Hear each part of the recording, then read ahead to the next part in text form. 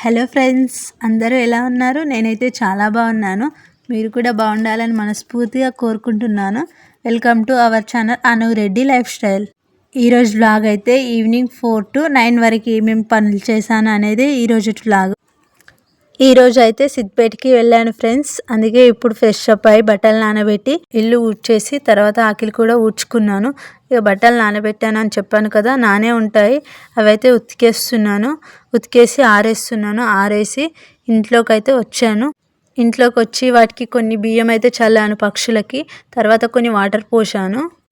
ఈరోజు తెచ్చిన సామాన్ మీకు చూపిస్తానని చెప్పాను కదా, సిద్దిపేటకి వెళ్ళానని.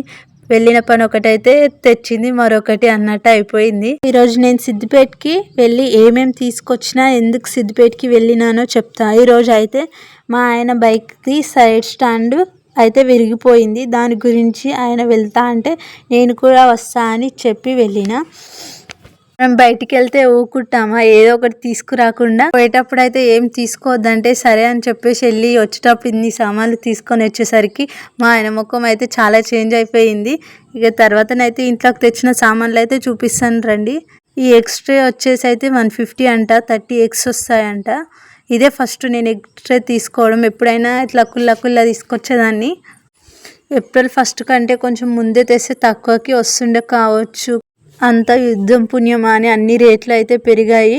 పప్పులు, ఉప్పులు, ఇంట్లో సామాను అన్నిటికీ, ఆయిల్కి కూడా చాలానే రేట్ పెరిగింది. అందుకే చూసుకుంటూ వాడుకోవడమే తప్ప వేరే ఏం చేయలేం కదా మనము. నేనైతే ఛాయ్లో బిస్కెట్ లేకుండా ఛాయ్ అస్సలు తాగను. అందుకే ఖచ్చితంగా బిస్కెట్ ఉండాలి. అందుకే బిస్కెట్స్ ప్యాకెట్స్ తెచ్చాను కదా, చూశారు కదా. ఇక ఇవే నేను తెచ్చిన సామాన్లు. అయితే వెళ్ళిన పని మాత్రం కాలేదు, కానీ అన్నీ తీసుకురావడం అయితే జరిగింది. అందుకే మా ఆయన నువ్వు రావద్దు అని చెప్పినా వచ్చావు, ఇన్ని తీసుకొచ్చినావు అని చెప్పేసి, అనవసరం ఖర్చులు పెట్టించిన అని చెప్పేసి ఇంటికి వచ్చాకైతే తిట్టిండు. వాళ్ళు తిడుతుంటే మనం వింటూ కూర్చుంటామా? ఇలా అయినాయి అలా వదిలేస్తూ ముందటికి వెళ్ళడమే కదా.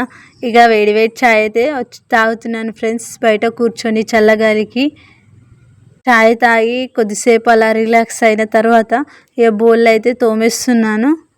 ఆ బౌల్ ఎట్లా మాడిపోయిందో చూసారు కదా. మార్నింగ్ బెండకాయ ఫ్రై చేసిన, అందుకే అంత అలా అయిపోయింది అది.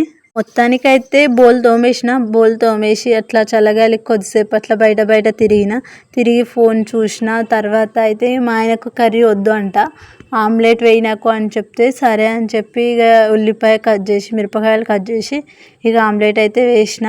నాకు అట్లా కలుపుకొని వేసుకోవడం అంటే నాకు అస్సలు నచ్చదు.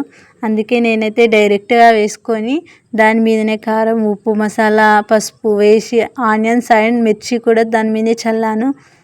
నేను వేసేలోపు మా ఆయన అయితే షాప్కి పోయి స్ప్రైట్ తీసుకొచ్చిండు.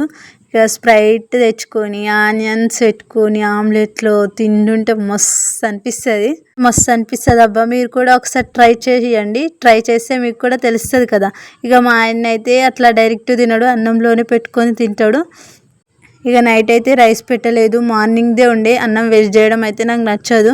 ఎప్పుడైనా సరే మార్నింగ్ది ఖచ్చితంగా నైట్ తింటాము. తినకపోతే ఏదో ఒక రైస్ చేసి అయినా పెడతా, కానీ అన్నం అయితే వేస్ట్ చేయను. అన్నం అలాగే ఉంది. కర్రీ కూడా కొంచెం మార్నింగ్ బెండకాయ ఫ్రై చేశాను, అది అలాగే ఉంది.